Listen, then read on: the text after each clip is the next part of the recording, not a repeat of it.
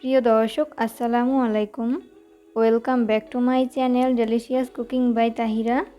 আজকের পর্বে আপনাদেরকে সুজির মধ্যে একটি ডিম দিয়ে অসম্ভব মজাদার একটি বিকেলের নাস্তা রেসিপি তৈরি করে দেখাবো। আর এই নাস্তা রেসিপিটি একবার তৈরি করে কাউকে খাওয়ালে বারবার তৈরি করার রিকোয়েস্ট আপনাদের কাছে আসতেই থাকবে। আশা করছি আজকের রেসিপিটি আপনাদের কাছে অনেক ভালো লাগবে। তো চলুন দর্শক রেসিপিটি দেখে নিচ্ছি শুরু থেকে শেষ পর্যন্ত। এই রেসিপি তৈরি করার জন্য প্রথমে ছোট একটা মিক্সিং বোল নিয়েছি। এরপরে এই বোলের মধ্যে ব্যবহার করব রুম টেম্পারেচারে থাকা একটা ডিম যদি ফ্রিজে থাকে সেক্ষেত্রে রুমের স্বাভাবিক তাপমাত্রা এনে তারপর ব্যবহার করতে হবে। এরপর এই ডিমটাকে আমি একটা বড় বোলে ঢেলে নিচ্ছি। এরপর আমি এর মধ্যে ব্যবহার করব 1/4 কাপ পরিমাণ চিনি। মিষ্টিটা স্বাদ অনুযায়ী বাড়িয়ে কমিয়ে অ্যাড করতে পারেন। এরপর ব্যবহার করব স্বাদ মতো লবণ। এরপর এই সমস্ত উপকরণগুলোকে একটা হ্যান্ড উইক্সের সাহায্যে ততক্ষণ বিট করে নেব যতক্ষণ না পর্যন্ত ডিম আর চিনি খুব ভালো মতো গলে মিশে যায়।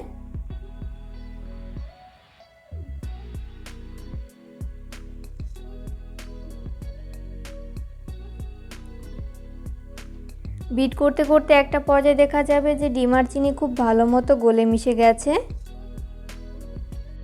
যখন ডিম আর চিনি খুব ভালো মতো গলে মিশে যাবে ওই পর্যায়ে হচ্ছে আমি এর মধ্যে ব্যবহার করব 1/4 কাপ পরিমাণ সয়াবিন তেল।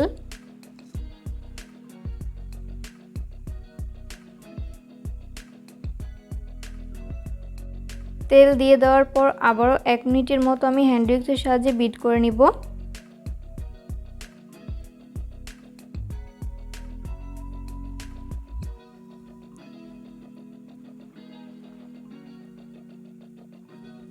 সব কিছুকে একত্রে মিশিয়ে নেওয়ার পর আমি এর মধ্যে ব্যবহার করব 10 টাকা দামের 1 প্যাকেট গুঁড়া দুধ।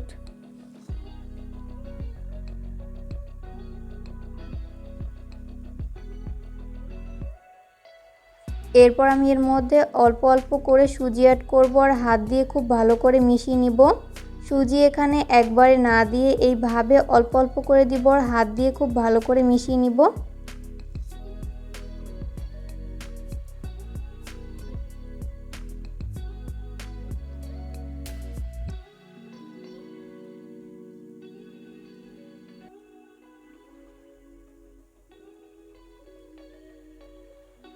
তো মেশাতে মেশাতে এরকম পারফেক্ট একটা মিশ্রণ কিন্তু তৈরি করে নেওয়া হয়েছে। আর এখানে আমার 1 কাপ আরও 1/4 কাপের মতো সুজি লেগেছে, আপনাদের কম বা বেশি লাগতে পারে।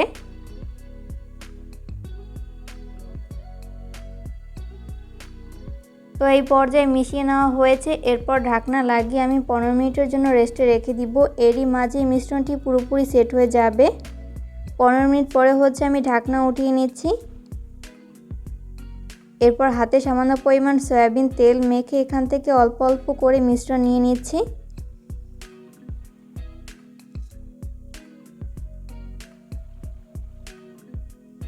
প্রথমে হাত দিয়ে এভাবে গোলাকার শেপ দিয়ে নিচ্ছি। এরপর দুই হাতের তালুর সাহায্যে এইভাবে লম্বা করে তৈরি করে নিচ্ছি। এরপর হাত দিয়ে এভাবে চাপ দিয়ে নিচ্ছি।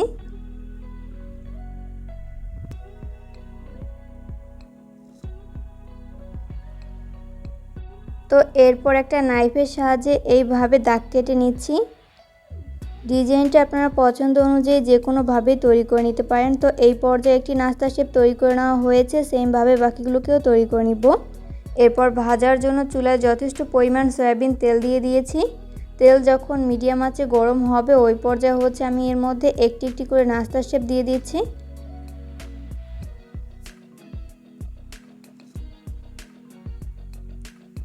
তো সবগুলো নাস্তা শেপ দিয়ে দেওয়া হয়েছে। এরপর চুলার আঁচ মিডিয়াম ফ্লেমে রেখে এই নাস্তা শেপগুলোকে ফ্রাই করে নিতে হবে, এতে করে দুই পাশ ভালো মতো কুকড হতে পারবে।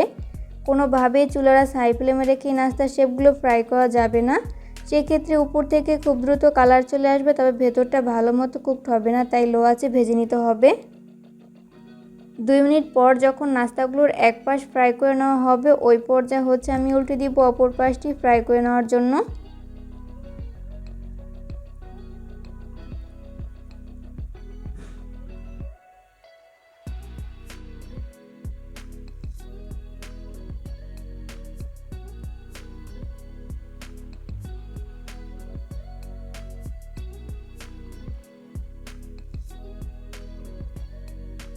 তো উল্টে পাল্টে নাস্তার শেপগুলো যখন দুই পাশ গোল্ডেন ব্রাউন কালার করে ভেজে নেওয়া হবে, ওই পর্যায়ে হচ্ছে আমি নাস্তার শেপগুলোকে তেল ঝরিয়ে তেল থেকে উঠিয়ে নিব।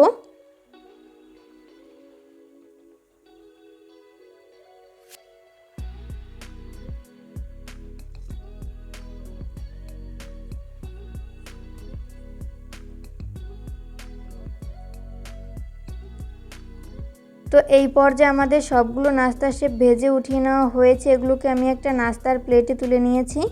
চেষ্টা করেছি রেসিপিটি সহজভাবে শেয়ার করতে। আশা করছি আজকের রেসিপিটি আপনাদের কাছে অনেক ভালো লেগেছে। রেসিপি ফলো করে অবশ্যই বাসায় ট্রাই করবেন, দেখবেন পরিবারের ছোট থেকে বড় সবাই অনেক বেশি পছন্দ করবে আর অনেক মজা করে খাবে। বিশেষ করে বাচ্চারা অনেক বেশি পছন্দ করবে। বাসায় যদি ডিম আর সুজি থাকে তাহলে ঝটপট এই রেসিপিটি তৈরি করে কিন্তু আপনারা তাক লাগিয়ে দিতে পারেন। কেমন লাগলো আমার আজকের রেসিপিটি তা অবশ্যই কমেন্ট করে জানাবেন। ভিডিও ভালো লাগলে অবশ্যই ফ্রেন্ডস অ্যান্ড ফ্যামিলিদের মাঝে শেয়ার করবেন। তো আমি একটা নাস্তা শেপ আপনাদের মাঝে ভেঙে শেয়ার করছি, যেটা কতটা পারফেক্ট হয়েছে বাসায় ট্রাই না করলে বুঝতেই পারবেন না।